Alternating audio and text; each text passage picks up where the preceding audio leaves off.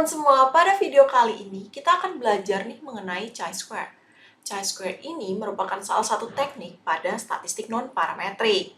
Nah, chi-square ini tuh ada dua tipe, yaitu chi-square test for goodness of fit dan chi-square test for independence. Kita pertama akan bahas dulu mengenai chi-square for goodness of fit. Nah, chi-square ini, chi-square goodness of fit, digunakan untuk melihat apakah data sampel kita itu memiliki bentuk atau proporsi yang sama dengan distribusi di populasi dengan menggunakan hipotesis nol. Jadi kita mau ngecek nih, apakah data sampel kita itu bentuknya atau proporsinya udah sesuai belum sih sama si populasi. Nah, proporsi populasi yang seperti apa sih? Ada dua tipe. Yang pertama itu tidak ada preference and equal proportions. Jadi kalau kita state hipotesis nolnya, itu dalam penelitian kita misalkan ada kelompok 1 dan kelompok 2 itu kita proporsinya sama, yaitu sama-sama 50%. Jika kalau ada 4 kelompok, maka kita bagi nih 100% kita bagi jadi 4, yaitu 25% setiap kelompoknya. Nah, kalau yang kedua, ada yang namanya no difference from unknown population. Jadi, kita tahu nih, distribusi frekuensi populasi kita tuh seperti apa sih? Misalnya, kalau kita mengambil penelitian di Fakultas Psikologi Unika Atmajaya, kita kan bisa cek nih, berapa persen sih laki-laki mahasiswa yang berjenis kelamin laki-laki dan mahasiswa yang berjenis perempuan. Misalkan dari data yang kita dapat, itu ada 85% perempuan dan 15% laki-laki. Nah, ini datanya dari Sekretariat FWOAJ. Nah, ini kita bisa jadikan H0-nya. Berarti H0-nya itu proporsinya 85% perempuan dan 15% laki-laki. Nah, selain itu, dalam perhitungan chi-square, ada yang namanya observed frequencies dan expected frequencies. Observed frequency itu kita dapatkan dari data yang kita peroleh. Misalkan ada berapa laki-laki dan berapa perempuan. Dari data, misalkan dari datanya 40. Misalkan ada 25 laki-laki dan 15 perempuan. Dan satu individual itu cuma bisa kita masukkan ke satu kategori. Ingat ya teman-teman, kalau satu individual itu kita harus masukkan ke satu kategori. Jadi nggak boleh nih tiba-tiba kayak misalkan ada yang di tengah-tengah, misalkan kayak suka atau tidak suka makanan manis, terus ada yang kayak, oh gue biasa aja sih, jadi dimasukin kedua-duanya, itu nggak boleh. Kita harus memihak ke satu doang. Sedangkan kalau expected frequencies itu kita dapatkan dari proporsi yang ada di H0 tadi. Mau kita pakai yang mana? Yang sama rata atau dari yang populasi kita ketahui tadi. Nah, kita kalikan dengan jumlah sampel yang ada. Itulah namanya expected frequencies. Nah, kalau kita sudah tahu nih si observed frequency dan expected frequencies, kita bisa hitung deh nilai chi-square-nya gimana.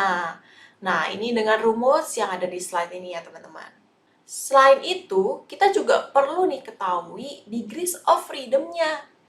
Degrees of freedom ini didapatkan dari C-1, di mana C itu adalah number of categories-nya. Jadi ada berapa kategoris yang kita mau cek. Nah, ini kenapa sih penting? Penting untuk menentukan critical region-nya yang nanti kita bisa lihat di appendix ya teman-teman untuk tahu critical region-nya itu berapa sih. Nah, selain itu ada satu hal lagi sih yang teman-teman harus tahu. Kalau chi-square itu memiliki distribusi positive skewed. Dan setiap DF itu memiliki gambar yang berbeda atau bentuk yang berbeda. Tapi kurang lebih sama sih karena positive skewed. Nah, semakin kecil si DF-nya, maka bentuknya itu akan kayak garis gini, puncaknya di ujung kiri, di 0 gitu kan. Nah, tapi kalau kategorinya semakin banyak, maka titik puncaknya ini semakin melebar dan memiliki nilai chi-square yang lebih besar. Nah, dari sini kita bisa simpulkan nih, teman-teman. Untuk melakukan chi-square goodness of fit ini ada 4 step seperti biasa teman-teman. Yang pertama, kita perlu state the hypothesis. Kita mau pakai yang mana nih? Mau pakai yang proporsinya kita bagi rata semua, atau yang kita sudah tahu nih non-population-nya, tergantung penelitian kita. Lalu kita hitung DF-nya untuk tahu critical region yang tadi ya. Nah, setelah itu kita hitung nilai chi-square-nya dengan tahu observed frequencies-nya dan expected frequencies-nya itu berapa. Yang terakhir, kita make the decision. Kalau kita mereject H0 atau menolak H0, berarti data yang kita peroleh itu nggak terlalu sama nih dengan proporsi yang ada di populasi. Sedangkan kalau kita gagal menolak H0, artinya data kita yang kita dapatkan itu sama dengan proporsi sampelnya. Nah, gimana kalau chi-square test for independence? Nah, pada tes ini kita mau melihat relasi antar dua variabel dalam populasi, di mana setiap variabel itu memiliki lebih dari satu kategori. Misalkan kalau dalam suatu penelitian, kita variabel satunya itu jenis kelamin, dan variabel keduanya itu lebih ke arah preferensi makanan, manis, asin, pedas, atau asam, dan lain-lain seperti itu. Nah, kalau untuk teknik perhitungannya itu, sebenarnya kurang lebih sama sih dengan yang tadi kita udah sebutin di chi-square goodness of fit. Yang pertama, kita harus state the hypothesis dulu. Kita mau pakai mana tadi yang cara ada dua tadi kan? Kita bisa ngelihat dari kita mau bagi sama rata aja, atau kita tahu nih populasi kita proporsinya seperti apa. Lalu kita tahu nih DF-nya untuk menentukan critical region. Nah, tapi rumus DF-nya sedikit berbeda ya teman-teman. Ini ada yang namanya R. R itu adalah rows-nya, sedangkan C-nya itu adalah columns-nya. Bedanya di situ. Lalu kita hitung nih chi-square-nya. Kurang lebih sama ya teman-teman ya. Terus kita make the decision.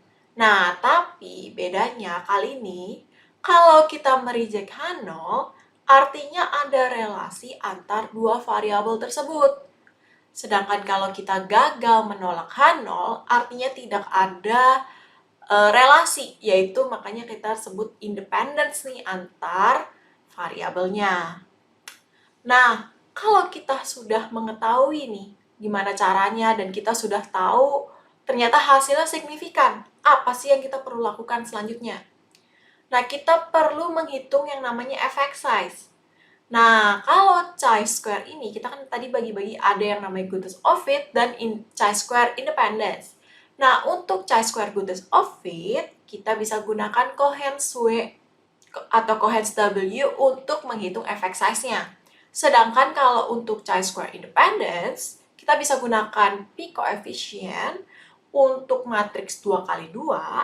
Dan kalau misalkan matriksnya lebih dari 2x2, kita bisa gunakan yang namanya Cramer's V.